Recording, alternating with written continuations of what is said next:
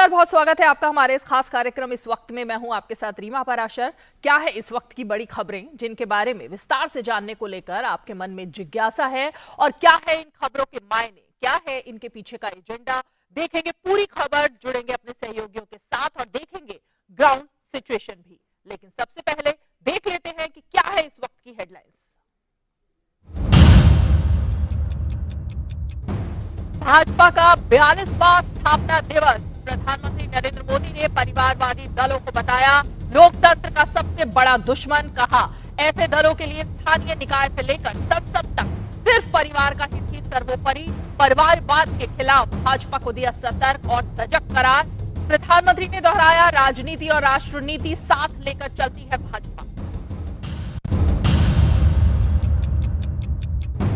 स्थापना दिवस पर भाजपा का देश भर में कार्यक्रम। राष्ट्रीय अध्यक्ष जेपी नड्डा ने दिल्ली में निकाली शोभा यात्रा। कहा जन सेवा ही पार्टी का लक्ष्य। 20 अप्रैल तक भाजपा मना रही है सामाजिक कल्याण पखवाड़ा।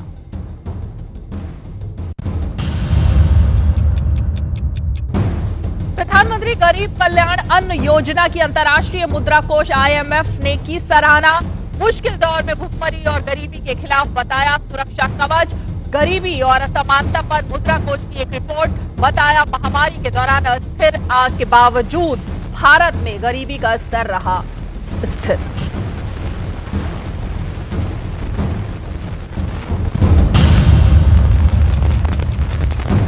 राज्यसभा में केंद्रीय गृह मंत्री अमित शाह ने दंड प्रक्रिया शनाख्त विधेयक 2022 चर्चा और पारित के लिए पेश करेंगे। लोकसभा में विदेश मंत्री यूक्रेन पर चर्चा का उन्होंने जवाब दिया और कहा कि भारत की नीति हमेशा से रही है स्पष्ट, कूटनीति और चर्चा से किया जाए किसी भी विवाद का हल।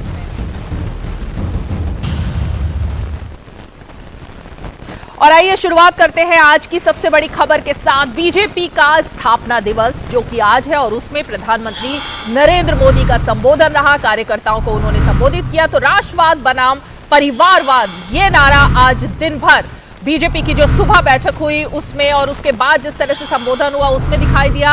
42 साल की बीजेपी हो गई है। 6 अप्रैल 1980 को बीजेपी की स्थापना की गई थी। तब से लेकर अब तक कई उतार चढ़ाव पार्टी ने देखे और आज जब प्रधानमंत्री ने कार्यकर्ताओं को संबोधित किया उसमें कई खास बातें। प्रधानमंत्री ने कहा कि देश के पास नीति भी है और नीयत भी है। साथ ही प्रधानमंत्री ने कहा कि बीजेपी का प्रत्येक कार्यकर्ता देश के सपनों का प्रतिनिधि है।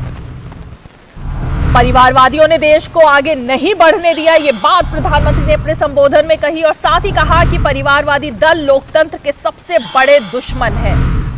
परिवारवाद को लेकर प्रधानमंत्री ने यह भी कहा कि परिवारवाद के खिलाफ बीजेपी अकेले अब तक बोलती रही है और साथ ही देश भी परिवारवादी पार्टियों को अब समझ चुका है और समझ रहा है। ये बात प्रधानमंत्री ने कही और यह भी बता दें कि राज्यसभा में किसी पार्टी के सदस्यों की संख्या 100 तक पहुंची है। इस बात को भी प्रधानमंत्री ने आज कहा। भारत के लिए लगातार नई संभावनाएं किस तरह से बन रही हैं इसका जिक्र भी प्रधानमंत्री ने किया और यह भी कहा कि देश में दशकों तक कुछ दलों ने सिर्फ वोट बैंक की राजनीति ही की है।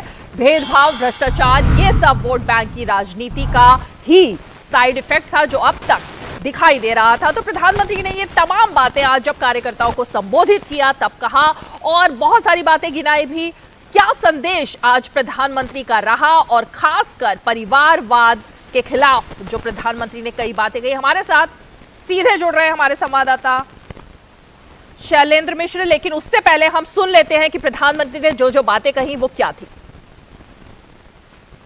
इस बार का स्थापना दिवस 3 वजहों से बहुत महत्वपूर्ण हो गया है।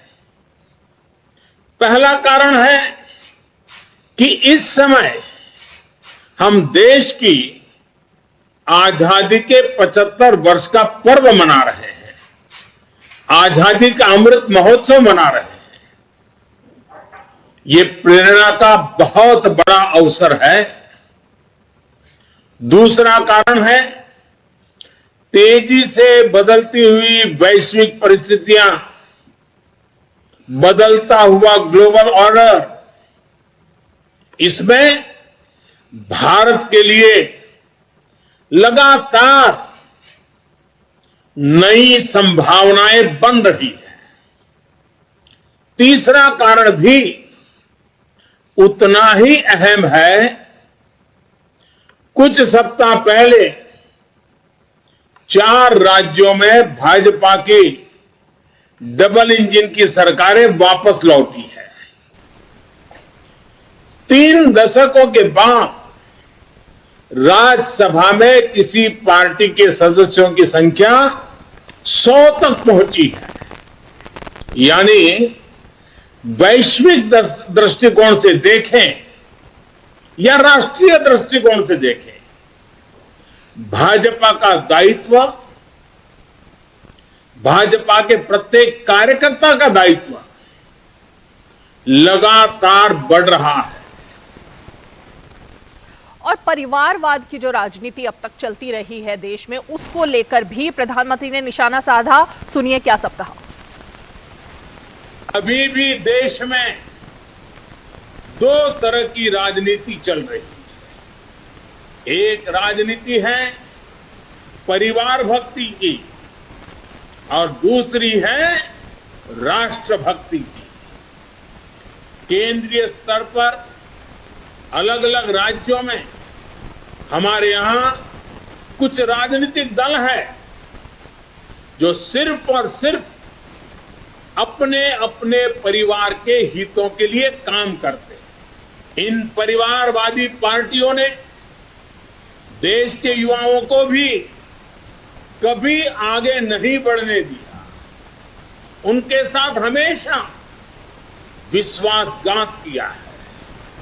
और आज हमें गर्व होना चाहिए कि आज भाजपा ही इकलौती पार्टी है जो इस चुनौती से देश को सजग कर रही है, सतर्क कर रही है।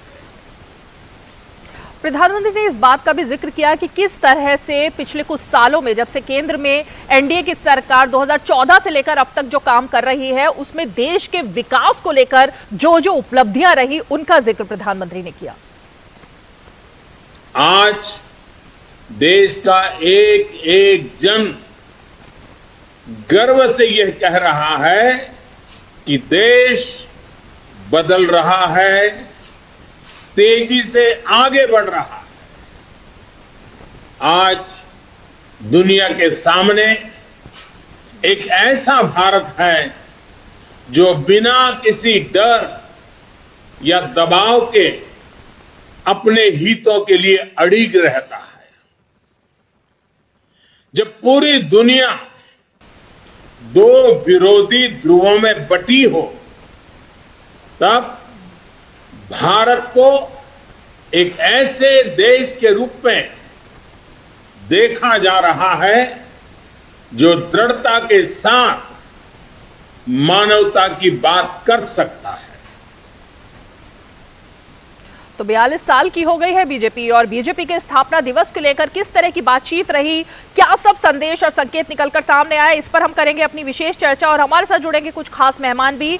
सबसे पहले हम आपको सीधे लिए चलते हैं हमारे संवाददाता शैलेंद्र मिश्र के पास। शैलेंद्र, बड़ा दिन पार्टी के लिए, और अब तक जिस तरह से हमने देखा 42 साल में इतना बड़ा उत्सव पार्टी ने कभी नहीं मनाया जैसा आज हुआ। प्रधानमंत्री को सुनने के लिए एक अलग तरीके की तैयारी का माहौल भी था, और प्रधानमंत्री ने जो संदेश दिया, क्या क्या अहम बातें रही आपकी नजर में? ये देखिए, आज एक अलग तरीके के माहौल में देश भर के बीजेपी कार्यकर्ताओं ने प्रधानमंत्री नरेंद्र मोदी को बीजेपी के स्थापना दिवस के मौके पर सुना। बीजेपी की टोपी लगाकर सभी सांसद और केंद्रीय मंत्री संसद भवन परिसर पहुंचे प्रधानमंत्री नरेंद्र मोदी के संबोधन को सुनने के लिए, और संदेश बहुत स्पष्ट था कि सभी कार्यकर्ताओं की मेहनत से आज बीजेपी यहां तक पहुंची है प्रधानमंत्री नरेंद्र मोदी की अगुवाई में। और जो संदेश है वो ये बहुत एक तरह से देखें तो साफ है कि परिवारवाद के खिलाफ जो लड़ाई है उसे और तेज किया जाना है, उसे उस संदेश को जन जन तक ले जाया जाना है। तमाम सांसदों ने इस बात का जिक्र भी किया कि प्रधानमंत्री नरेंद्र मोदी ने परिवारवाद को लेकर जो हमेशा वो कहते रहते हैं कि बीजेपी ऐसी पार्टी है जो परिवारवाद के खिलाफ लड़ाई लड़ रही है, और इस संदेश को जन जन तक पहुंचाना है। दूसरी बात यह है कि वोट बैंक की जो राजनीति होती रही है देश में, जिसकी वजह से आम लोगों का, आम जनता का जो नुकसान हुआ, उनको तमाम सुविधाओं से एक तरह से देखें समय पर नहीं मिल पाई, इसकी वजह वोट बैंक की राजनीति रही है। और अब जब देखें प्रधानमंत्री नरेंद्र मोदी की अगुवाई में तमाम वो काम हो रहे हैं, चाहे वो सीधे पैसा देना हो खाते में या तमाम उन सुविधाओं का फायदा देना हो, तो अब जनता को वो फायदे मिल रहे हैं, वो राहत मिल रही है जो वोट बैंक की राजनीति की वजह से नहीं मिल पाती थी। तीसरी बात यह है कि सामाजिक न्याय पखवाड़ा बीजेपी कल से मनाने जा रही है और तमाम ऐसे पहल, तमाम ऐसे फैसले लिए गए हैं केंद्र सरकार ने जो दरअसल सामाजिक न्याय को मजबूत करते हैं, वंचित समाज, शोषित और पीड़ित समाज के लोगों को आगे लाने का काम करते हैं। तो किस तरह से उनको और मजबूत बनाने का काम करना है, वो एक संकेत आज के संबोधन से प्रधानमंत्री नरेंद्र मोदी के मिलता है। और अंत्योदय दीनदयाल उपाध्याय की जो विचारधारा रही है उसको केंद्र बिंदु में रख के बीजेपी को, बीजेपी सरकारों को, कार्यकर्ताओं को किस तरह से सेवा भाव जगाते हुए आगे काम करना है, उसकी दिशा भी, उसके संकेत भी आज के संबोधन से मिलता है। तो निश्चित तौर पर बहुत महत्वपूर्ण है प्रधानमंत्री नरेंद्र मोदी का आज का संबोधन। और साथ ही साथ एक बात और कि दुनिया के सामने भारत के लिए इस वक्त अवसर है, जब दुनिया की जो हालात है उसमें भारत के लिए एक बहुत बड़ा अवसर है, इस एक तरह से देखें अर्थव्यवस्था के लिहाज से, तो वो भी एक संकेत है, एक संदेश है आज के संबोधन से। जी बिल्कुल शैलेंद्र, और समाज के अंतिम पायदान में जो पंक्ति में जो भी कोई खड़ा है उसके पास तक किस तरह से सुविधाएं पहुंचे, किस तरह से वो वंचित ना रहे, किसी भी सरकारी सुविधाओं का मोहताज ना रहे, ये सब बात भी प्रधानमंत्री ने कही। अहम दिन बीजेपी के लिए, और इसीलिए हमारे साथ चर्चा के लिए इस वक्त जुड़ गए हैं तीन खास मेहमान। हमारे साथ संजीव कौशिक है जो कि कांग्रेस से, हमारे साथ प्रशांत उमराव है बीजेपी से, और हमारे साथ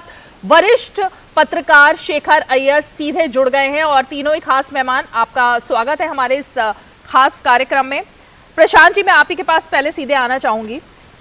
बीजेपी ने शून्य से लेकर के और शिखर तक अब पहुंची हुई है पार्टी। दुनिया की सबसे ज्यादा हम कहें कि बड़ी जो पार्टी है इस वक्त बीजेपी है। ये सफर जो रहा उसके बारे में प्रधानमंत्री ने भी जिक्र किया और लगातार प्रधानमंत्री इस बात को लेकर कहते रहे। मेरी नजर में आज का जो प्रधानमंत्री का एक वाक्य था वो आपकी पार्टी की फिलॉसफी को सबसे ज्यादा अच्छी तरह से बताता है। उन्होंने कहा कि मैं भी पार्टी का एक कार्यकर्ता हूं और मुझे भी पार्टी कार्यकर्ता के नाते जो काम देगी मैं उसे करने के लिए तैयार हूं। किस तरह से आप प्रशांत जी देखते हैं आज के इस वक्तव्य को? देखिए, भारतीय जनता पार्टी कार्यकर्ता आधारित पार्टी और सभी कार्यकर्ता के भाव से ही यहाँ पर काम करते हैं। पद और जो दायित्व मिलता है एक दायित्व की तरह मिलता है, कार्य की तरह मिलता है। यहाँ पर किसी के पास कोई पद परमानेंट नहीं होता है। हमारा आज का अध्यक्ष जो है नड्डा जी, और कल अगले अध्यक्ष कौन होने वाले किसी को नहीं पता है।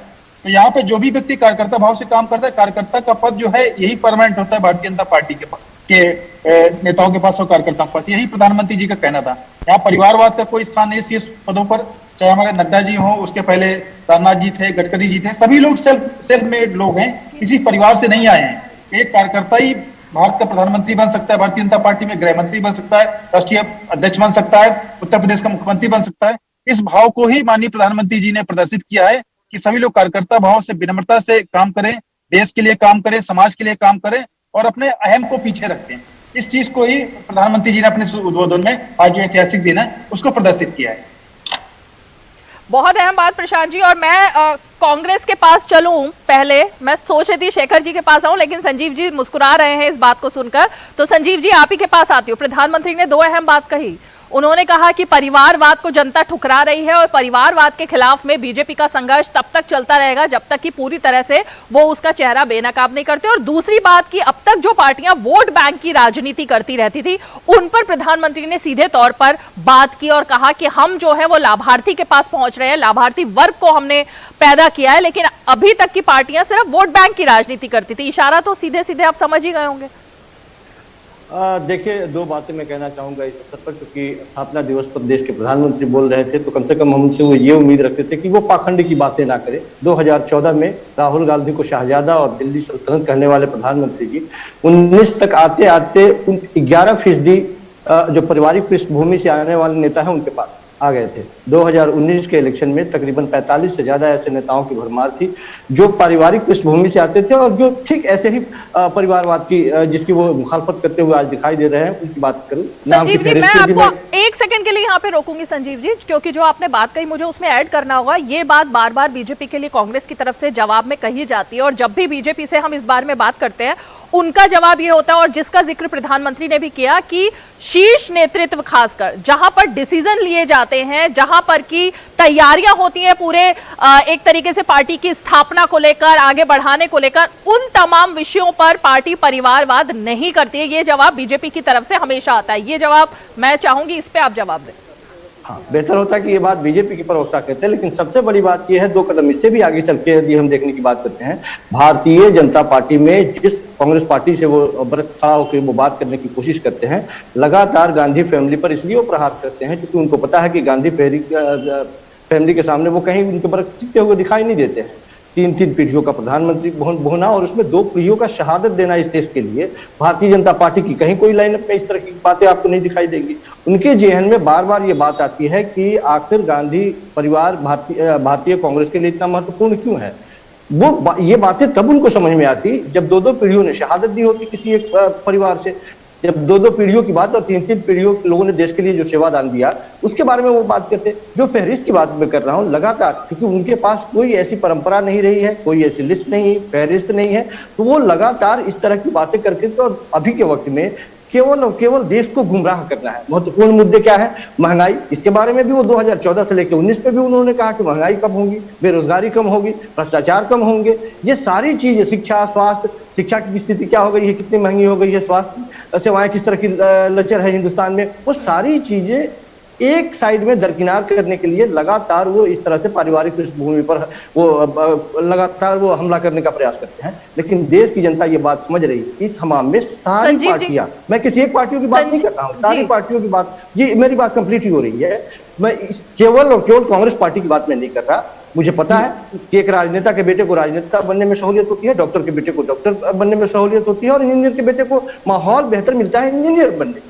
इसके बावजूद मैं फिर दोबारा दोहरा दूं कि सारी पार्टियां इस मामले में नंगी है। किसी एक पार्टी की तरफ उंगली उठा के यदि कोई देखता है, कम से कम अपने नीचे देखते एक बार। जी संजीव जी, वैसे तो मैं चाहूंगी कि इस पे बीजेपी के प्रवक्ता से मैं सवाल पूछूं, लेकिन क्योंकि आपने कई ऐसे मुद्दे यहाँ पर उठा दिए हैं जिसका जवाब मुझे लगता है कि एक बार मैं इसको आपको थोड़ा सा आगे बताना चाहूंगी, क्योंकि एक तो बीजेपी का स्थापना दिवस था, उसकी बात हम कर रहे थे। जो आपने बात कही उस पर भी, क्योंकि आप ही के प्रवक्ताओं से लगातार हम डिबेट में चर्चा करते हैं, और जब उनसे ये सवाल पूछा जाता है, क्योंकि कांग्रेस को इस चुनाव में जो नतीजे आए हैं उससे पता चल गया कि जो मुद्दे आप उठा रहे हैं वो मुद्दे जनता के पास तक कितने क्लिक कर रहे हैं और जनता क्या सोची है। बहरहाल मैं एक बार फिर से प्रशांत जी के पास जाना चाहूंगी। प्रशांत जी, आपने सुना जिस तरह की बात संजीव जी उठा रहे हैं, और उनका कहना है कि आप असली मुद्दों से भटकाते हैं, और प्रधानमंत्री ने भी आज जो बात कही है वो असली मुद्दों से हटा करके वो सिर्फ उन 2 मुद्दों की बात करते रहे, परिवारवाद और वोट बैंक। देखिए, हम लगातार असली मुद्दों की तरफ बात कर रहे थे, इसलिए भारतीय जनता पार्टी को जनमत मिला है उत्तर प्रदेश के चुनाव में। आपने देखा अन्य 3 राज्यों में भी मिला है। कांग्रेस उनमें से एक राज्य में थी, बिल्कुल साफ हो गई है। उत्तर प्रदेश में 387 सीटों पर इनकी जमानत जब्त हो गई। 2 विधायक इतने खाली जीत करके आए जो अपने दम पर जीत करके आए। तो हमें इनसे किसी से सीखने की आवश्यकता नहीं कि असली मुद्दे क्या होते हैं। हमने जनता के लिए काम किया, गांव गरीब पिछड़े दलितों के लिए काम किया भारतीय जनता पार्टी सरकार ने, और उसी चीज का उद्बोधन माननीय प्रधानमंत्री जी ने अपनी स्पीच में कहा है। और जो पार्टी बार बार शहादत की बात है, इन्होंने कौन सी शहादत दी है? वो तो उन प्रधानमंत्रियों की हत्याएं हुई थी, दुखद हत्याएं हुई थी। उन्होंने कोई देश का उससे कोई लेना देना नहीं था। इस चीज का ये लोग बार बार जो गुणगान करते हैं, वो उनके इंदिरा गांधी जी की, उनकी सुरक्षा कर्मियों ने हत्या की, और राजीव गांधी जी की वहां पे आतंकी हमलों में तमिल उग्रवादियों ने उनकी हत्या की। उसका देश से कोई लेना देना नहीं। उन्होंने कोई देश की सीमा पर जाके नहीं लड़ाई करते थे, ये जो कांग्रेस बार बार चीज को करती है। हाँ, हमारे जो पितृपुरुष थे प्रधान मुखर्जी जी ने, उन्होंने कश्मीर को इंटीग्रेट करने के लिए, वहां पर एक इंसान एक विधान एक संविधान के लिए वहां पर कश्मीर में जाकर के बलिदान दिया था। और दूसरी चीज, आज महंगाई की बात करते हैं। आज सबसे अधिक महंगा पेट्रोल कहां पर है? राजस्थान में है। 111 रुपए लीटर राजस्थान में पेट्रोल मिलता है, और अब बाकी उसका कंपैरिजन उत्तर प्रदेश से कर लीजिए। हर देश में महंगाई बढ़ी हुई है इसमें, चाहे अमेरिका हो, ब्रिटेन हो, सबसे अधिक वहां पे पेट्रोल के दाम बढ़ाए गए। उसके कंपैरिजन में सबसे अधिक भारत में पेट्रोल के दाम सबसे कम बढ़ाए गए हैं। कई सारे देशों में स्थितियां आर्थिक रूप से कंगाल होते जा रहे हैं, लेकिन भारत की स्थिति कंपेयर करके देख लीजिए, सबसे अच्छी स्थिति इस समय भारत देश के माननीय प्रधानमंत्री मोदी जी के शासनकाल में, उनके नेतृत्व में। ठीक है संजीव, मैं आपके पास प्रशांत जी दोबारा से आऊंगी और रिएक्शन लूंगी संजीव जी का। एक बार शेखर जी को हम इस चर्चा में ले आते हैं। शेखर जी, आपने अटल बिहारी वाजपेयी जी का समय देखा, उनका पूरा समय आपने देखा कि किस तरह से बीजेपी हमेशा संसद से लेकर सभी जगह बात करती थी कि एक समय था जब 2 सांसद थे, एक समय था जब 0 थे, खुद के प्रधानमंत्री भी उनके हार गए थे, और उसके बाद अब बीजेपी दुनिया की सबसे बड़ी पार्टी बनी है। ये पूरा जो सफर रहा 42 साल का, किस तरह का परिवर्तन आपने तब में और अब में देखा, और इस वक्त बीजेपी जिस ऊंचाई पर, जिस शिखर पर है, और स्थापना दिवस, तमाम चीजें, एजेंडे जो बीजेपी अपने कार्यकर्ताओं को दे रही है, प्रधानमंत्री ने जो संबोधन में भी बोला, आपके लिए ये पूरे सफर को आप किस तरह देखते हैं? रीमा जी, सबसे बड़ी बात जो है, जो बीजेपी की जो बढ़ोतरी हुई है, जो ग्रोथ हुई है, उसमें दो बड़ी चीज है। एक है उनकी तरफ से जो कमिटमेंट रही है, वो कैडर के लेवल पे हो या नेतृत्व के लेवल पे हो, ये कमिटमेंट जब उनके पास 2 संसद थे और जब आज 300 से ज्यादा संसद है, एक कमिटमेंट लगातार जो रहा है वाजपेयी के समय से, वो कमिटमेंट के बारे में ही आज प्रधानमंत्री ने बीजेपी कार्यकर्ताओं को बता रहे थे, शायद याद भी दिलवा रहे थे कि भाई हमारे ऊपर जिम्मेदारी बढ़ गई है।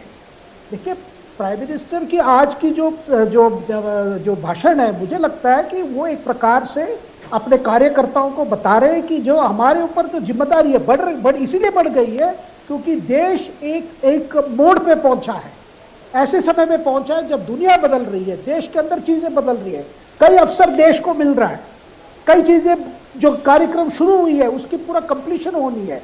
इसीलिए बीजेपी अगर एक राजनीतिक पार्टी में एक बड़ी रूप से उभरी है, उसका बड़ा कारण है लोगों ने उस पर विश्वास पूरा प्रकट किया है। वो विश्वास नेतृत्व भी और पार्टी ऊपर भी, और उनकी सरकारें जहां जहां उनके सरकारें चल रहे हैं और केंद्र में जो सरकार चल रही है। देखिए रीमा जी, आपने बात किया वो सफर की, मुझे याद है जब जनसंघ के समय जब पार्टी हार गई थी, आपने किस्सा सुना होगा, अटल बिहारी वाजपेयी जी और लाल कृष्ण अडवाणी जी दोनों फिल्म देखने गए थे। वो फिल्म का नाम था फिर सुबह होगी, क्योंकि मन में इतना दुख था कि पार्टी कुछ कर नहीं पा रही है, लेकिन अंदर में एक आत्मविश्वास था। वो फिल्म देखने गए, उस फिल्म में आपने सुना होगा वो सबसे पॉपुलर गाना फिर सुबह होगी, वो गाना ये इनका एक मंत्र था कि लगे रहो, एक दिन लोगों के विश्वास मिलेगा। और आज जो अगर आप देख रहे हैं कि 2000 ये जो फेसेस रही है, पहली सरकार जब बनी थी 96 में 13 दिन का था, फिर 98 से लेकर 2004, फिर अभी जो ये सिलसिला जो शुरू हुआ है 2014 से लेकर 19 और 19 से आगे जो बढ़ रहा है, ये अपने आप में बीजेपी के ऊपर एक रिस्पॉन्सिबिलिटी आ गई है, जिस रिस्पॉन्सिबिलिटी को आज प्राइम मिनिस्टर बार बार उसको अंडरलाइन कर रहे थे, अंडरस्कोर कर रहे थे, ताकि कार्यकर्ता समझे कि आज केवल बीजेपी एक ऑर्डिनरी पॉलिटिकल पार्टी नहीं है। लोगों को इतना उन पर भरोसा है कि वो एक्सपेक्ट कर रहे हैं कि जो बुनियादी इश्यूज है, बुनियादी प्रॉब्लम्स है, उसको सॉल्व करने का एकमात्र नेतृत्व आज केवल बीजेपी में है। सही बात कह रहे हैं आप शेखर जी। एक बार मैं संजीव जी के पास जरा जाना चाहूंगी, क्योंकि संजीव जी जो बात अभी शेखर जी ने भी कही कि बीजेपी अब जहां पर पहुंची है, राज्यसभा में आपकी पार्टी की जो हालत हुई है, या पूरे देश भर में आपकी पार्टी जहां पर पहुंच गई है, आपकी पार्टी की नेत्री सोनिया गांधी जी ने जब कल कार्यकारी अध्यक्ष के तौर पर जब बैठक ली और उसमें उन्होंने उन चुनौतियों की बात कही और कहा कि इन चुनौतियों का सामना करना है, तो आपको नहीं लगता है कि जो अच्छी चीजें हैं, कम से कम जहां पर जो हो रहा है और खासकर सरकार जो कर रही है कुछ बातें ऐसी जिसपे कि जनता उन्हें वोट दे रही है, वो सब कांग्रेस को भी एनालिसिस करने की इस वक्त जरूरत है? देखिए, हमें ये कहने में कोई बुराई नहीं है कि जिस तरह की राजनीति भारतीय जनता पार्टी कर रही है, उससे इतर कांग्रेस पार्टी की राजनीति रही है। कांग्रेस पार्टी हमेशा से सर्वदल को एक साथ लेकर के, सर्व समाज को लेकर के एक साथ चलने का प्रयास करती रही, और जिसका नतीजा है कि कांग्रेस पार्टी पिछले कुछ वर्षों में हमने देखा, क्योंकि ये मत बोलिए कि जो पार्टियां 60 साल तक शासन में रही और यहाँ पे लोगों ने प्यार दिया और सत्ता में रही, वो पार्टियां भी पिछले 7-8 सालों से ही बाहर है। और 7-8 सालों में आप ऐसे गुणगान करने लगे जैसे कि आपने अवतारी जन्म दिया हो और इसके बाद में कुछ होने जाने को नहीं है। राजनीति में इस तरह के कई बार भारतीय कांग्रेस पार्टी के इतिहास की यदि मैं बात करूं तो 135-40 साल के इतिहास में तकरीबन 58-59 बार कांग्रेस पार्टी टूटी है, बावजूद इसके पिछले साल लगातार 10 सालों तक तो सत्ता में रही है।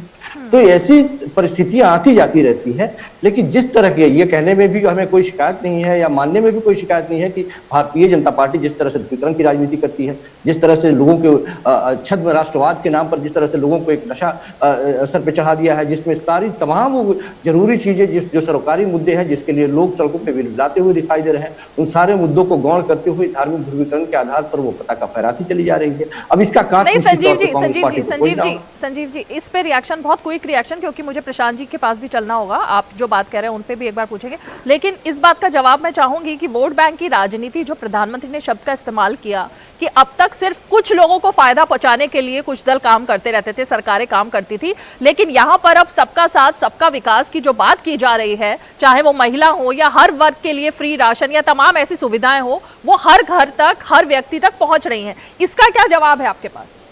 आप बताइए कि पूर्ववर्ती सरकारों ने यदि इस मामले में कहीं भेदभाव किया हो? आज कहा जा रहा है कि हम मुफ्त में आपको टीका दिला रहे हैं, इसका ढिढोरा पीटा जा रहा है, और एक बार नहीं 25 बार देश के प्रधानमंत्री आके बोल गए। आप बताइए, इससे पहले कोई देश का प्रधानमंत्री बोला हो कि हमने टीकाकरण कर दिया, खसरा का टीका लगा दिया, चलिए ठीक है, मैं प्रशांत जी के पास काम होता है। मैडम, सरकार का ये काम होता है ना, सरकार हम चुनते ही इसलिए है, और सरकार ये काम करके जनता के ऊपर एहसान नहीं करती है। सरकार का काम ही, और सरकार को ये काम करना ही चाहिए। प्रशांत जी जवाब। देखिए, प्रधानमंत्री जन नेता हैं, वो देश की जनता को प्रेरित करते हैं अच्छे कामों के लिए, और यही जब टीकाकरण हो रहा तो विपक्ष के नेता जो थे इस टीके पर, जो भारत ने जो टीका विकसित किया था उस पर संदेह उत्पन्न कर रहे थे, जनता को भरमाने का काम कर रहे थे। लेकिन आज देश में इतनी बड़ी कोरोना महामारी फैली, पूरे विश्व में फैली, लेकिन उसका भारत में प्रभाव उसका बाकी देशों के कंपैरिजन में जनसंख्या के आधार पर देखा जाए तो न्यूनतम रहा। आज की डेट में 1,85 करोड़ टीकाकरण देश में हो चुका है। नहीं प्रशांत जी, प्रशांत जी इनका कहना था, कांग्रेस पार्टी का कहना है कि अब तक जो भी सरकारें रही हैं सबने ही जनता के लिए काम किया है, तो आप लोग क्या अनोखा करके दिखा रहे हैं, वो उन्होंने सवाल खड़ा किया है। देखिए, अगर पिछले इनके समय के 60 साल के शासनकाल में अगर काम हुआ होता तो हमको काम करने की आवश्यकता नहीं पड़ती, चाहे एक्सप्रेसवे की बात हो या स्वास्थ्य सुविधाओं की बात हो। अब जो पोलियो को टीका आया था, आप देखिए हमारे बचपन से पहले से पोलियो को टीका लग रहा था, 20-25 साल तक पोलियो को टीका लगता रहा, ये पूरा टीकाकरण नहीं करा पाए। आज हमने 2 साल में टीकाकरण पूरा कर दिया, तो इन्होंने काम नहीं किया, इसलिए तो हमको काम करना पड़ा ना। अगर ये काम किए होते तो इनको सत्ता से क्यों बाहर किया जाता? आज ये क्यों 44 सीटों पर आ गए हैं? क्यों राज्यसभा में इनकी संख्या घट गई है? खाली 2-3 राज्यों में बचे हुए हैं, 2 राज्यों में इनकी फुल सरकार है, बाकी जगह स्टेपनी सरकार चल रही है। पंजाब में थी, वहां से बाहर हो गए। अगर ये काम कर रहे थे तो ये सत्ता से बाहर नहीं होते, सीधी सीधी दिख रहा है। हम काम कर रहे थे, इसलिए उत्तर प्रदेश में इतिहास रचा गया। 37 साल बाद भारतीय जनता पार्टी को पूर्ण बहुमत के साथ अच्छे अंतर से 3/4 से हमें सरकार बनाने का मौका मिला। अन्य राज्यों में, गोवा, मणिपुर में हम उत्तराखंड में सरकार बनाई। अगर काम करे तभी तो हमको जनता बहुमत दे रही है ना। ठीक है संजीव जी, चलते चलते, क्योंकि अभी हमारे साथ 2 हमारे मेहमानों को मैं चाहूंगी कि रिक्वेस्ट करूंगी वो लोग हमारे साथ जुड़े रहें, क्योंकि इसी से संबंधित एक और खबर है। लेकिन मैं संजीव जी आपसे ये जरूर जानना चाहूंगी, जो बात लगातार उठाई जा रही है कि जो बात आपने अभी कही उसी पर मैं जवाब और आगे चाहूंगी। अगर आपने जनता के लिए काम किया तो पहली बात कि जनता 2014 से केंद्र में तो ठुकराई रही, लेकिन साथ में राज्यों में जो आपकी स्थिति हुई, तो जनता क्यों कांग्रेस के वादे और नारों को क्लिक नहीं कर पा रही है, क्यों उनको एक्सेप्ट नहीं कर पा रही है? और दूसरी बात ये कि आपकी पार्टी के अंदरूनी जो हालात हैं, चाहे वो G23 के नेता लगातार उन विषयों को उठाते रहे हो, या फिर कि राज्यों में भी जहां जहां कांग्रेस अभी बची हुई है या सहयोगियों के साथ है, वहां पे भी नेता जो है वो दुखी है और आला कमान से मिलने के लिए वो जुगत लगा रहे हैं, चिट्ठियां लिख रहे हैं। आपको नहीं लगता इस वक्त कांग्रेस की जो हालत है एक तरीके से बहुत ज्यादा ऐसे माहौल से जूझ रही है, अंदरूनी माहौल से, कि बहुत सोचने की जरूरत है अटैक करने की बजाय?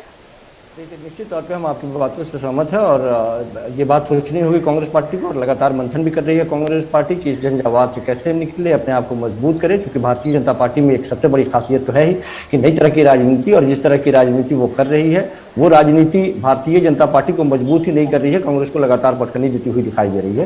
कांग्रेस पार्टी अपनी नीतियों में, हालांकि मैं कांग्रेस पार्टी से जुड़ा हुआ नहीं हूं, लेकिन आपने कई बार हमें कांग्रेस पार्टी से जोड़ करके हमसे सवाल जवाब किया। मैं राजनीतिक विश्लेषक के तौर पर जाता हूं, और निश्चित तौर पर मुझे, चूंकि सत्ता की आलोचना मैं करता हूं तो लोगों को लगता है कि मैं कांग्रेस पार्टी से जुड़ा हूं, लेकिन कांग्रेस पार्टी को भी इस बात पे ध्यान देना होगा कि सामने मजबूत भारतीय जनता पार्टी है, उसके बरक से यदि अपने आप को खड़ा करना होगा। कई ऐसी चीजें हैं जो आप केंद्रीय नेतृत्व की बात कर रहे हैं, शीर्ष नेतृत्व निश्चित तौर पर मजबूत होता है तो पार्टी भी मजबूत होती है।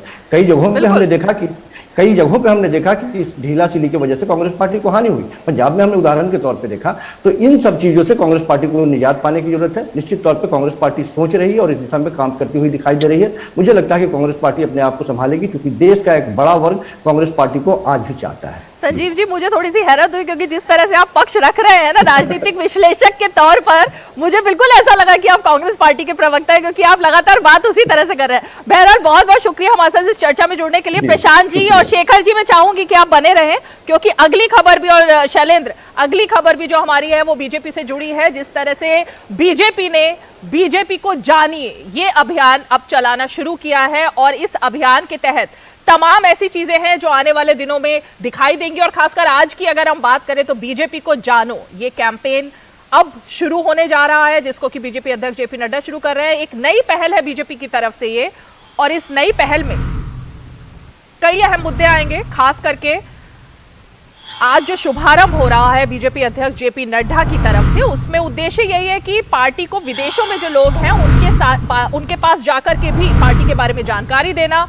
खासकर 13 मिशन प्रमुखों के साथ भाजपा मुख्यालय दिल्ली में मुलाकात होगी। देश के विकास में भाजपा का जो योगदान रहा, इतिहास, संघर्ष, विचारधारा, सफलता, तमाम जो 42 सालों का संघर्ष रहा, उसके बारे में बताया जाएगा इन लोगों को, और इनके साथ मुलाकात में ये तमाम मुद्दे जो है उसको सामने लाए जाएंगे। तो ये कई अहम बातें हैं जो आज बीजेपी के इस मिशन से जुड़ी हुई हैं। हमारे साथ हमारे ये दो खास मेहमान और खासकर हमारे सहयोगी शैलेंद्र जुड़े हुए हैं। शैलेंद्र के पास एक बार चल लेते हैं। शैलेंद्र और राजेश राज, हमारे एक और सहयोगी हमारे साथ इस खबर पर इस वक्त जुड़ गए। राजेश, पहले तो एजेंडा क्या है इसका, बीजेपी को जानो, और इसकी जरूरत क्यों पड़ी, यही आपसे जानना चाहूंगी।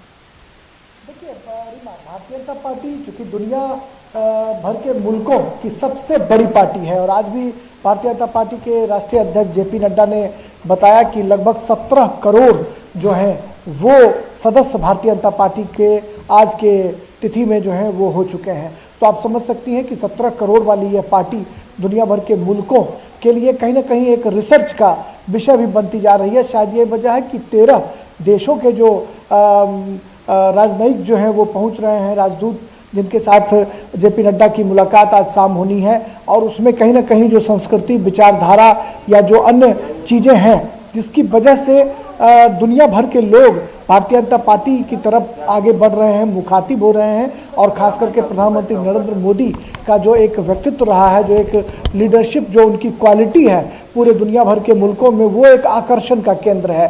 उसकी तह तक जाने के लिए भारतीय जनता पार्टी अपने 42वें स्थापना दिवस के मौके पर आज भारतीय जनता पार्टी का जो मुख्यालय है दीनदयाल उपाध्याय मार्ग पर, वहाँ पर बीजेपी के जो राष्ट्रीय अध्यक्ष हैं जेपी नड्डा, उनके साथ 13 देशों के राजनयिकों की मुलाकात होगी, और उसमें कहीं ना कहीं इन तमाम बिंदुओं पर चर्चा होगी कि आखिर ऐसा क्या कुछ रहा, क्या कुछ चुनौतियां रहीं, और किस तरीके से बीजेपी ने अपने को इन चुनौतियों के बीच एक मजबूत जनाधार वाली पार्टी के रूप में स्थापित किया।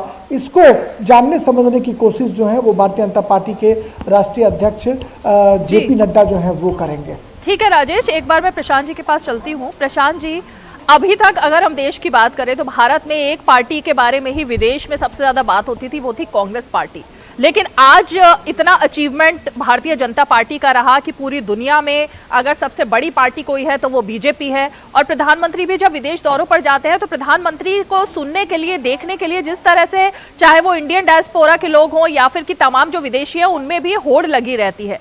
क्या उद्देश्य है आपकी पार्टी का कि अब विदेश में लोगों तक पहुंच बढ़ानी है, किस तरह का संदेश देने की कोशिश है इसके माध्यम से? देखिए, भारत एक बड़ा देश है और भारतीय मूल के जो लोग हैं, कोई भी इसमें ऐसा देश नहीं है जहां पर भारतीय मूल के लोग ना रह रहे हों। और आज जब विश्व के राष्ट्राध्यक्षों में आप देखें तो प्रधानमंत्री जी से पहले से शासन करने वाले कुछ ही राष्ट्राध्यक्ष जैसे पुतिन हो गए, 1-2 लोग और हैं, और प्रधानमंत्री जी की छवि आज इस समय विश्व नेता की है। चाहे हमने रूस यूक्रेन के मामले में देखा, जो हमारे सैनिक फंसे हुए थे, तो रूस ने गोलाबारी केवल प्रधानमंत्री मोदी जी के कहने पर ही रोकी कुछ घंटों के लिए भारतीय छात्रों को निकालने के लिए। तो ये एक हमारी छवि बनी हुई है। पोलैंड ने हमारे लिए सुविधाएं दी भारतीय छात्रों को निकालने की। तो जो भारत का जो एक दबदबा बढ़ा है पूरे विश्व की वैश्विक राजनीति में, माननीय प्रधानमंत्री मोदी जी के शासनकाल में हुआ है कि आज सब देश, उनके सारे राष्ट्राध्यक्ष, सभी देश भारत के प्रधानमंत्री जी को सुनना चाहते हैं, उनकी बात को मानते हैं। तो जब हमारे जो लोग हैं, हमारा ओवरसीज फ्रेंड्स ऑफ बीजेपी है, ओवरसीज बीजेपी जो काम करती है, जो भारतीय मूल के लोग जो सभी देशों में रह रहे हैं, उन तक भी पहुंचने की एक कवायद है। कि भारत में तो हमने अपना विस्तार, जो हमारे 17 करोड़ मेंबर हो गए, और विश्व में भी जो हमारे भारतीय मूल के लोग हैं वहां तक भी जो हमारी सफलता है, जो हमारी जो विजय गाथा है और जो जनहित के हमने जो काम किए उनको वहां तक पहुंचाने की बात हो रही है। इसलिए हमारे राष्ट्रीय अध्यक्ष माननीय नड्डा जी जो आज कुछ राष्ट्राध्यक्षों जो राष्ट्र हैं उनके राजदूतों से मिल रहे हैं राष्ट्रीय कार्यालय पे, ये उसी के लिए सारा प्लान किया जा रहा है। शेखर जी, जिस तरह से अभी तक बीजेपी की एक छवि रही कि एक खास वर्ग के साथ ही बीजेपी जुड़ी रहती थी, ऐसा बीजेपी के बारे में प्रचार किया गया, लेकिन अब लगातार पिछले शासनकाल से लेकर 2014 से लेकर अब तक जो लगातार चीजें सामने आ रही हैं और आज जो हमने प्रधानमंत्री को भी सुना, बीजेपी अब ये दिखा रही है कि वो समाज के हर वर्ग तक पहुंचना चाहती है। तो क्या ये जो संदेश देने की कोशिश है कि बीजेपी को जानिए कार्यक्रम जो है पार्टी अध्यक्ष की तरफ से, आपको लगता है कि जो भ्रांतियां अब तक पार्टी के बारे में फैली रही या विदेश में भारत की छवि जो है एक अलग एक परिवारवाद की जो बात की जाती है या एक ही परिवार के लोगों को जानने की बात की जाती है, उस सब के खिलाफ ये अभियान जो है ये महत्वपूर्ण भूमिका में रहेगा? बिल्कुल रीमा जी, आपने सही कहा कि देखिए लगातार एक दुष्प्रचार किया जा रहा था बीजेपी के खिलाफ। आपने देखा होगा 80 से जब ये पार्टी बनी, उसके बाद जब राम मंदिर के आंदोलन हुआ, लगातार आप देखोगे खास करके जो पश्चिम देशों में बीजेपी के खिलाफ एक सस्टेन्ड कैंपेन रहा, जो कैंपेन आज भी देख सकते हैं कि सो कॉल्ड लिबरल मीडिया, अब बड़े बड़े अखबार जो है न्यूयॉर्क टाइम्स, वॉशिंगटन पोस्ट, उन पे सब देखेंगे कभी हमेशा बीजेपी के बारे में लिखते हैं हिंदू नेशनलिस्ट पार्टी। ये कभी ये नहीं कहते कि ये भारत के बड़े पार्टी है, ऐसे नहीं बोलते, हमेशा हिंदू नेशनलिस्ट पार्टी। इस प्रकार से दुष्प्रचार लगातार हुआ है, लेकिन 14 के बाद जिस तरह देश में चीजें बदली है, जिस तरह इंडिया का इंपॉर्टेंस बढ़ा है, आज देखिए पाकिस्तान के प्रधानमंत्री जो अभी सत्ता खो रहे हैं, इमरान खान क्या कह रहे हैं, वो प्रशंसा कर रहे मोदी जी को। श्रीलंका में आप जो हालत देख रहे हैं, जो इकोनॉमिक क्राइसिस हो रहा है, वो अभी तक क्या था कि श्रीलंका थोड़ा चाइना के साथ जाने की कोशिश कर रहा था, लेकिन जब काफी चीजें समझ गया है कि चाइना के साथ जाने से क्या होता है, आर्थिक क्राइसिस कैसी बनती है, वो समझने के बाद आप अपील कर रहे हैं इंडिया को। वैसे नेपाल भी आपने देखा होगा, पहले नेपाल का रवैया और कुछ था, अब रवैया बदल रहा है। बांग्लादेश आप जानते हैं, जब से वहां पे शेख हसीना आई है तब से हमारे रिश्ते अच्छे, क्योंकि बांग्लादेश भी जानता है कि भारत का इंपॉर्टेंस क्या है। आज जो नेतृत्व है, देखिए वैक्सीनेशन मामले में पूरे विश्व भर वैक्सीनेशन देने की काम एक बड़ा फैसला था, जब जो पश्चिम देश कुछ देना नहीं चाहते थे। देखिए ऐसे कई फैसले हैं जो इंडिकेट करता है कि इंडिया अपने भूमिका, जो भारत का जो भूमिका है, एक प्रकार से एक रिस्पॉन्सिबल एक देश है, ये बड़ा मैसेज है। और दूसरी बात ये जो अब हम देख रहे हैं कि हम सोच सकते हैं कि जो हालातें बन रही है, देखिए यूक्रेन में युद्ध के बाद यूरोप में जो क्राइसिस है, हर हमारे नेबरहुड में जो क्राइसिस है, मिडिल ईस्ट में जो क्राइसिस है, ऐसे समय में हम शुक्रगुजार हैं कि भारत में ऐसा एक नेतृत्व है, एक स्ट्रॉन्ग नेतृत्व है। ये सारे क्राइसिस को, इस क्राइसिस से भारत को आगे ले जाने की पूरी क्षमता है। ये बड़ी बात है। जी शेखर जी, ये बड़ी बात है और इसीलिए मोदी मैजिक की जब भी बात होती है तो वो सिर्फ भारत में नहीं होती, विदेश में भी होती है। और राजेश राज, अंत में चलते चलते मोदी मैजिक ये भी एक मुद्दा रहेगा जब आज बात की जाएगी विदेश में जितने भी राजनयिक हैं और तमाम लोगों के साथ, क्योंकि लग रहा है कि सबसे ज्यादा जो क्रेज है उन लोगों में भी मिलने का या जानने का वो प्रधानमंत्री नरेंद्र मोदी के बारे में है। निश्चित तौर पर रीमा, आपने बिल्कुल सही कहा कि जो प्रधानमंत्री नरेंद्र मोदी का सिर्फ हिंदुस्तान ही नहीं बल्कि दुनिया भर के मुल्कों में जो क्रेज़ है, उनकी विदेश यात्राओं में जो भीड़ उमड़ती रही है, लोग जो उनसे मिलने के लिए पहुंचते रहे हैं, उनके साथ जो रास्ता कायम करते रहे हैं, वो बहुत ही काबिल तारीफ़ रहा है। तमाम जो उनकी विदेशों में जो उनके जो संबोधन रहे हैं, उन पर अगर एक नज़र डालें तो प्रधानमंत्री नरेंद्र मोदी की एक वैश्विक छवि जो है वो उसको पुख्ता करती है। और इस दौरान अभी जब यूक्रेन में जो छात्र फंसे हुए थे, उस दौरान जिस तरीके से उन्होंने तमाम देशों के राष्ट्राध्यक्षों से लगातार बात करके अपने छात्रों को जिस तरीके से उन्होंने निकाला, वह कहीं ना कहीं पूरे दुनिया भर की नज़रों में एक प्रशंसनीय कार्य रहा, जिसकी वजह से उनकी छवि में और भी निखार आया है।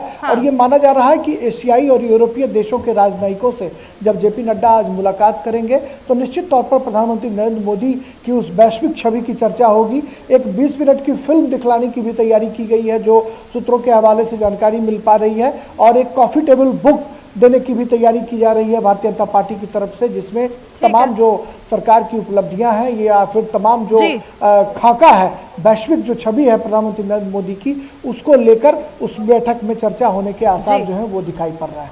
बहुत बहुत शुक्रिया राजेश राज हमारे साथ जुड़ने के लिए, और बहुत बहुत शुक्रिया शेखर अय्यर जी और प्रशांत उमराव हमारे साथ इस विशेष चर्चा में बातचीत करने के लिए। और अब बढ़ते हैं अपने अगली खबर की तरफ। आप यानी आम आदमी पार्टी का मिशन हिमाचल, इस मिशन हिमाचल में क्या क्या है? आम आदमी पार्टी का हिमाचल प्रदेश में चुनावी शंखनाद हो रहा है और हिमाचल में चुनावी सरगर्मियां भी अब बढ़ गई हैं, और इसीलिए आज आम आदमी पार्टी की तरफ से जिस तरह से रोड शो किया जाने वाला है उसको लेकर चर्चा काफी ज्यादा है। मंडी में ये रोड शो कर रहे हैं अरविंद केजरीवाल और पंजाब के मुख्यमंत्री भगवंत मान, और पंजाब की कामयाबी को हिमाचल में भी भुनाने की कोशिश आम आदमी पार्टी की तरफ से की जा रही है। कांग्रेस का एक विकल्प आम आदमी पार्टी बन रही है, और ऐसा उनका मानना है कि वो कांग्रेस के खिलाफ में खड़ी होगी। फ्रीबीज के जो अपने एजेंडे को वो उन्होंने चलाया था पंजाब में, उसको वो हिमाचल में भी लेके आ रहे हैं। लेकिन पंजाब में फ्रीबीज जो उनका जो फ्री बिजली के वादा जो उन्होंने किया था उसको पूरा नहीं कर पाई है सरकार। पिछले साल के बिजली दर को पंजाब इलेक्ट्रिसिटी रेगुलेटरी कमीशन ने जारी कर दिया है। उसमें कहा है कि अथॉरिटी को 300 यूनिट बिजली फ्री करने का आदेश नहीं मिला है, और पंजाब इलेक्ट्रिसिटी बोर्ड पर पहले ही आर्थिक मंदी है, यानी भ्रष्टाचार के पैसे बचाकर फ्रीबी के वादे को पूरा करने का आम आदमी पार्टी ने जो वादा किया था, जो आश्वासन दिया था, लग रहा है कि अब वो ठंडे बस्ते में ही चला जाएगा। हमारे साथ जुड़ रही हैं हमारी सहयोगी नंदिनी मित्तल सीधे शिमला से। नंदिनी, सबसे पहले तो हिमाचल में जिस तरह की उम्मीदें, जिस तरह की होप लेकर के चल रही है आम आदमी पार्टी, लग रहा है क्या कि कुछ डेंट डाल पाएगी? क्योंकि जो खबरें आ रही हैं वो तो यही है कि जो चाहे कांग्रेस हो या फिर भी कि बीजेपी हो, इनमें जो कम जनाधार वाले नेता थे, साइडलाइन जो छोटे छोटे नेता थे, उन सबको अपनी तरफ आम आदमी पार्टी खींच रही है। क्या खबर है?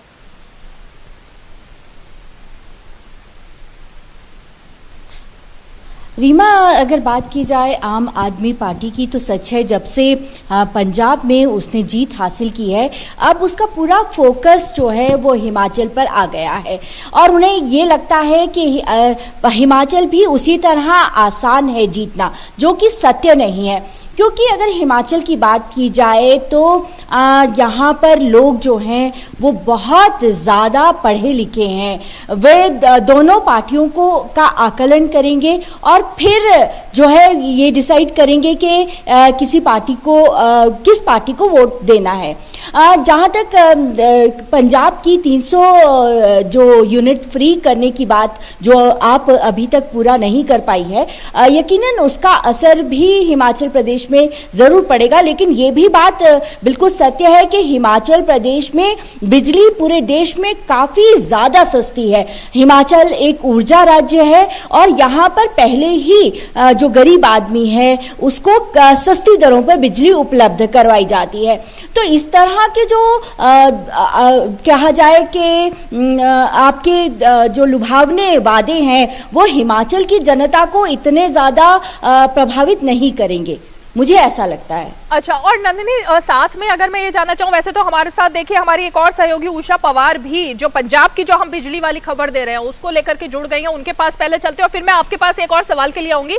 उषा पवार, जिस तरह से खबरें अब आ रही हैं, बड़ा जो सबसे अहम मुद्दा जो था पंजाब में वो फ्री बिजली का था, जिसको लेकर लोग त्रस्त थे और उन्होंने क्लिक किया इस मुद्दे पर, आम आदमी पार्टी को चुनकर लाए। अब तो लग रहा है कि हवा हवाई हो गया नारा, और खासकर जिस तरह की रिपोर्ट आई है उसमें तो लग ही नहीं रहा है कि बात कुछ भी होगी। जी बिल्कुल, आप सही कह रही हैं। बिल्कुल इस वक्त तो लगता कुछ ऐसा ही है।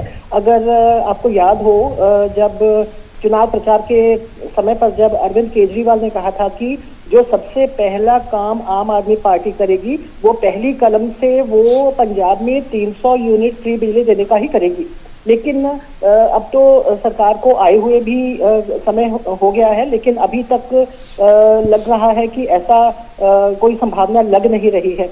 तो अगर देखा जाए तो कहा यह जा रहा है कि अगर सभी जो पंजाब के जितने भी बिजली के खपतकार हैं, करीब 72 लाख डोमेस्टिक कंज्यूमर्स हैं पंजाब में, तो अगर इनको 300 यूनिट फ्री बिजली देती है सरकार, तो जो PSPCL है, जो पंजाब स्टेट पावर कॉर्पोरेशन है, उनको करीब 2,500 करोड़ रुपए तक का उसको खर्चा पड़ेगा। तो ये बहुत बड़ी बात है, और आप सबको पता ही है कि किस तरीके से पंजाब पहले ही कर्जे के बोझ के तले दबा हुआ और कहा यह जा रहा है कि पंजाब के ऊपर बहुत बड़ा कर्जा है और जिससे उबर पाना बेहद मुश्किल है। लेकिन देखा जाए तो जो सियासी पार्टियां हैं उनके द्वारा जो फ्रीबीज अनाउंस की जाती हैं तो उसका खामियाजा आगे उनको भुगतना पड़ता है और जो वादे होते हैं वो बिल्कुल ही फुस हो जाते हैं, बाद में फुस होकर रह जाते हैं। तो यही इस वक्त इस समय लग रहा है। और दूसरी बात केजरीवाल ने कही थी कि पंजाब को 24 घंटे बिजली सप्लाई दी जाएगी। उन्होंने कहा था कि इसको थोड़ा वक्त लग सकता है क्योंकि दिल्ली में भी वक्त लगा, लेकिन ऐसा कुछ भी अभी नजर नहीं आ रहा है। अभी तो गर्मियों का आगाज ही हुआ है और पंजाब में आप जानती हैं कि आगे पैडी सीजन भी आ रहा है, पैडी ट्रांसप्लांटेशन होगी, उसके लिए बिजली का काफी दबाव होता है। तो इस वक्त भी अगर देखा जाए तो पंजाब में लंबे लंबे बिजली के कट लगना शुरू हो गए हैं। तो ये दोनों बातें लगता है बिजली को लेकर, ये जो दोनों बातें हैं ये कहीं नजदीक भी नहीं पहुंच पा रही है आम आदमी पार्टी की सरकार। और जैसे आपने कहा कि हवाई ये वादा हुआ लग रहा है, इसी तरह से यहाँ भी लोगों का यही मानना है कि जो इतने बड़े मत से आम आदमी पार्टी को लोगों ने जिताया तो वो उनको जो उनके साथ वादे किए गए हैं वो पूरे नहीं हो पाएंगे। अभी तक तो यही लग रहा है अगर बिजली की बात करी जाए। शुक्रिया उषा पवार इस तमाम जानकारी के लिए। एक बार मैं नंदिनी मित्तल जो हमारे साथ जुड़ी हुई हैं उनके पास फिर से जाना चाहूंगी। आपने उषा जी को सुना होगा, उषा पवार जिस तरह से बात बता रही हैं कि पंजाब में तो पोल खुल गई है और इसका इम्पैक्ट हिमाचल में भी सटा हुआ क्योंकि है और अब जब आने वाले दिनों में सबसे ज्यादा उसी मुद्दे को आम आदमी पार्टी लेकर जा रही है। कितना प्रभावशाली ये कैंपेन आपको दिखाई दे रहा है और क्या लग रहा है कि कांग्रेस का विकल्प बनती हुई दिख रही है आम आदमी पार्टी जिसके वो सपने देख रही है?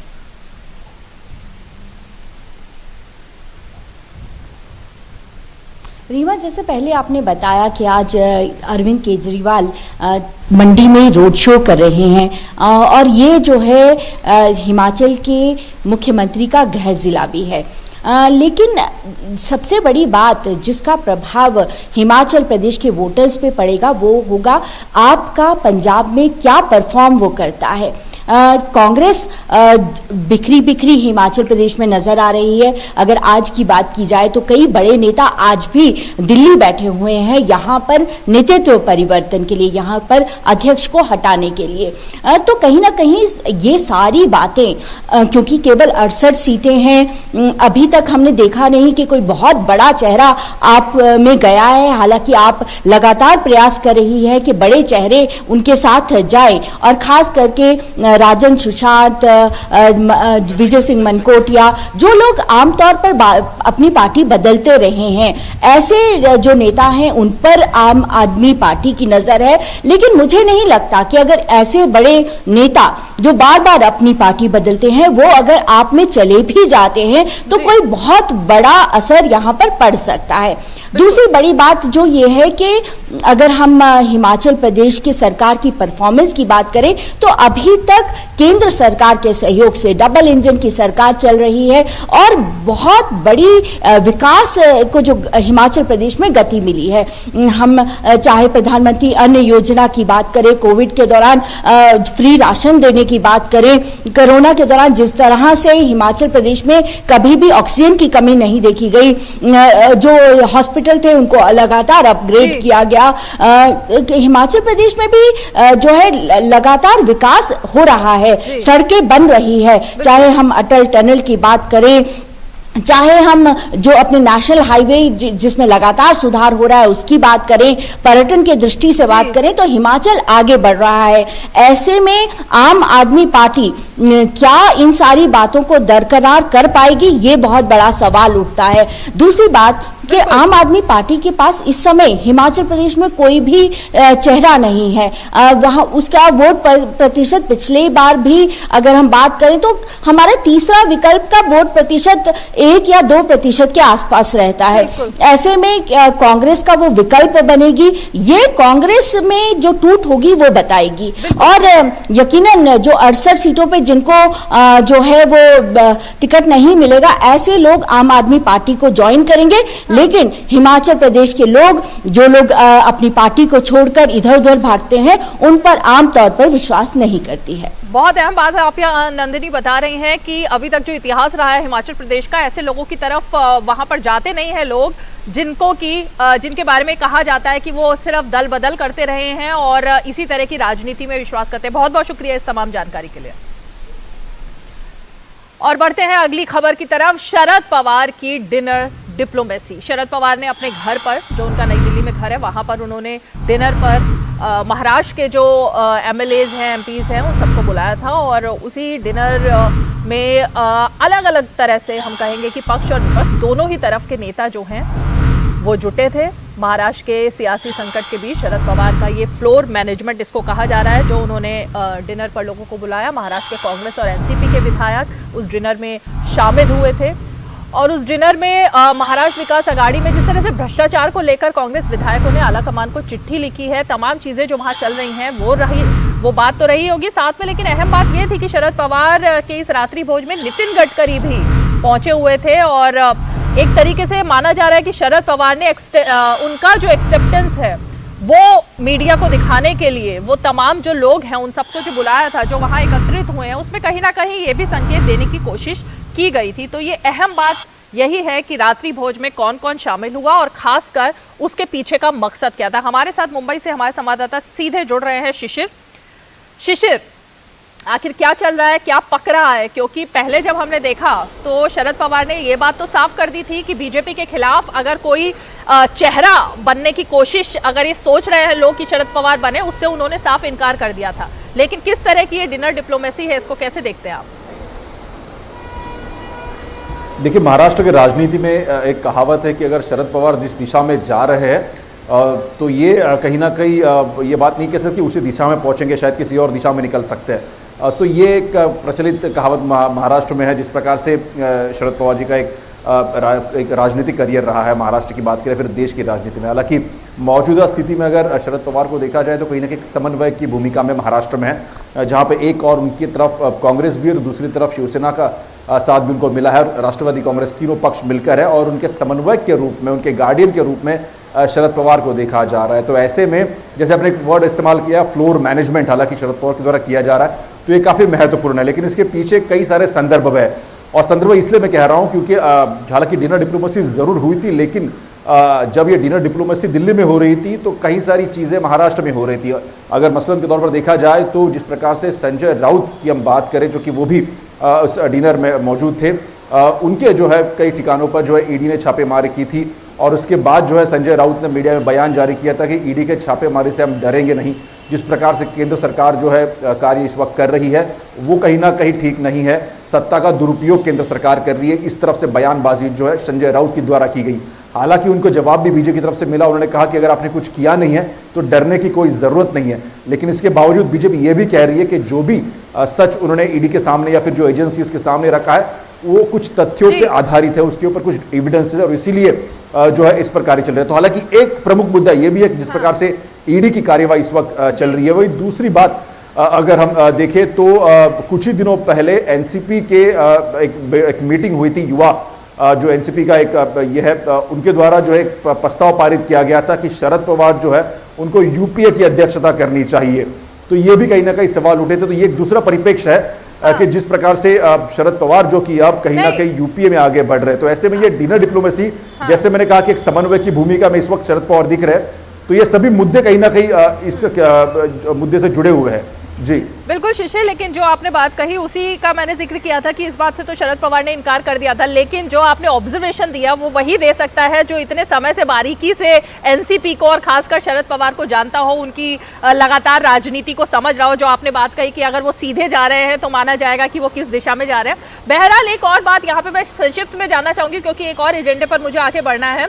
प्रधानमंत्री से मुलाकात होती है शरद पवार की, लंबी मुलाकात होती है और दोनों की तस्वीर सामने आती है और प्रधानमंत्री भी हमेशा चाहे सदन हो या बाहर हो वहां पर तारीफ करते हैं शरद पवार की। शरद पवार भी हमेशा नरेंद्र मोदी के पक्ष में हमेशा बात करते हैं। ये जो आपको क्या लगता है, जिस तरह की बातचीत दोनों के बीच में रही है और अब तक किसी भी विवादित बयान से शरद पवार बचते रहे हैं, ये किस तरफ आपको जाते हुए संकेत दिख रहे हैं?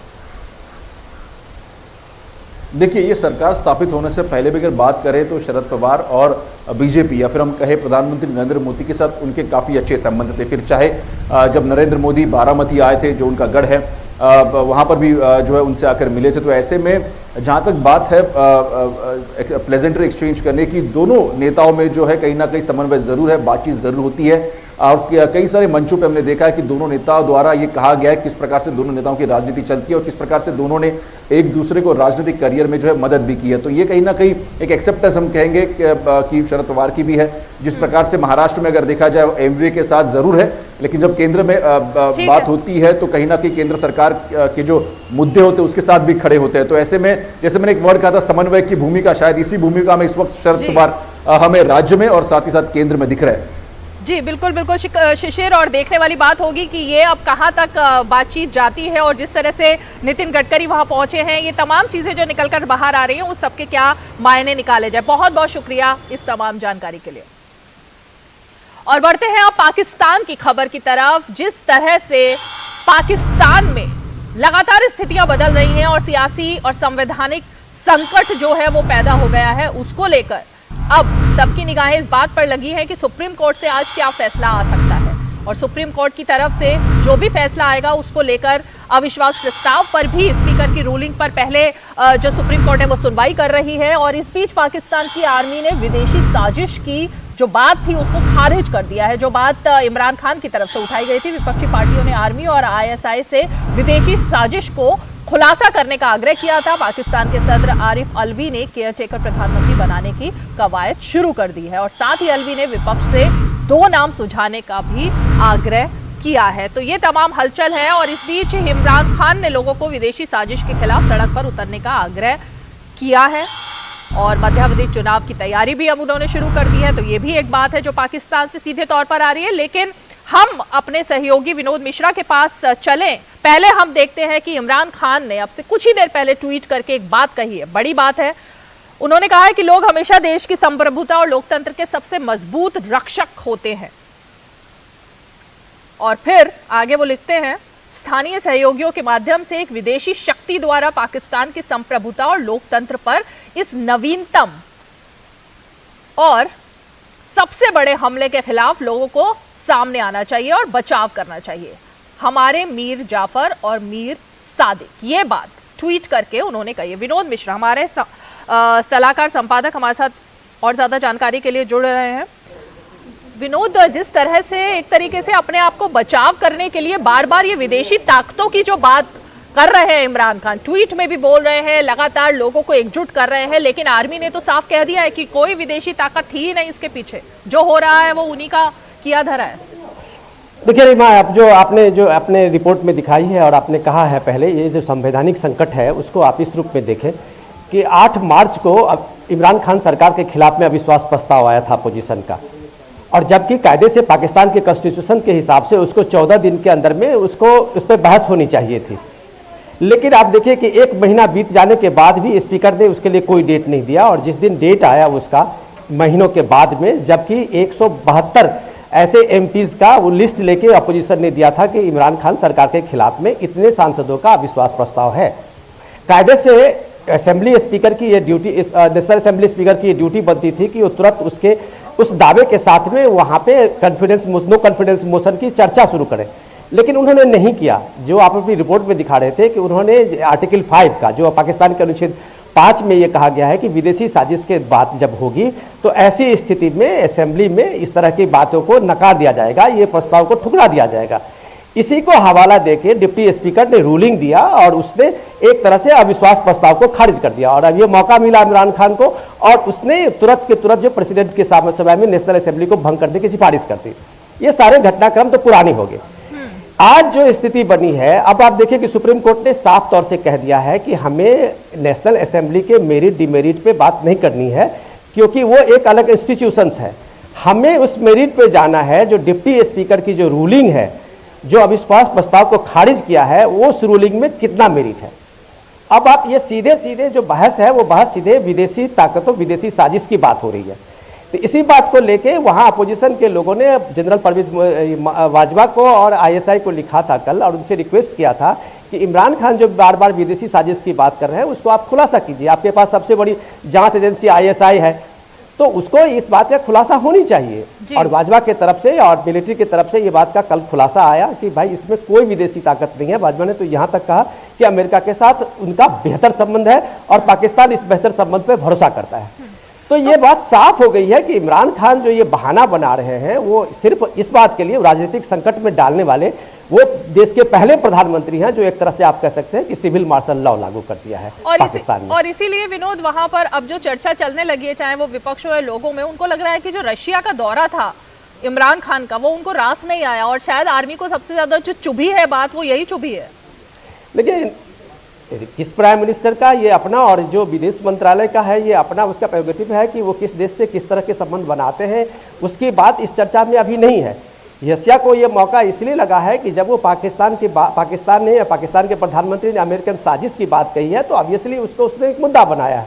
लेकिन जब आर्मी की तरफ से इसका खुलासा आ गया है, मिलिट्री की तरफ से इसका खुलासा हो गया है कि इसका कोई इस तरह की साजिश की बात नहीं है, तो ये सीधी बात है कि इमरान खान भाग रहे हैं। और जब इमरान खान भाग रहे हैं उस रिस्पॉन्सिबिलिटी से और उस एक प्रजातांत्रिक देश की जो जिम्मेदारी है उससे भाग रहे हैं, तो सीधे आज वो लोगों को कह रहे हैं कि आप सड़क पे उतरो। मतलब आज अगर सुप्रीम कोर्ट से कुछ उनके अगेंस्ट में फैसला आता है तो एक तरह से माहौल बनाएंगे कि उन लोगों को कह रहे हैं कि शायद उस फैसले को आप न मानिए। तो ये एक तरह से पाकिस्तान में एक गृह युद्ध की बात आप कह सकते हैं कि वो इस तरह के माहौल बनाने की कोशिश में है। रीमा, बिल्कुल गृह युद्ध की बात है, माहौल बनाने की कोशिश है और इमरान खान जिस तरह से आह्वान कर रहे हैं जनता से ही सड़कों पर उतरने का, लग रहा है कि वो पूरी तरह से चुनावी मोड में अब आ चुके हैं और आने वाले दिनों में अपने वोट बैंक को वो लगातार देख भी रहे हैं। बहुत बहुत शुक्रिया इस तमाम जानकारी के लिए। और आज के इस वक्त में इतना ही, कल फिर होगी आपके साथ मुलाकात, तब तक के लिए हमें दीजिए इजाजत। नमस्कार।